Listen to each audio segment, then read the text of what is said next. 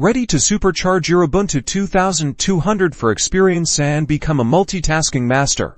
First, let's talk about the built-in features. Find any window you want to split-click and hold the title bar of the window. Now, you'll drag the window to the very edge of your screen, either the left side or the right. Watch as a transparent box appears, indicating where the window will snap. Release your mouse button when the window is where you want it. The window should now automatically snap to the side of the screen you selected. It will fill that half of the screen completely. The remaining windows will be shown in a list. Click one to snap it into the other half of the screen, completing the split. Let's explore how we can use keyboard shortcuts. These are super useful for keeping your hands on the keyboard while working.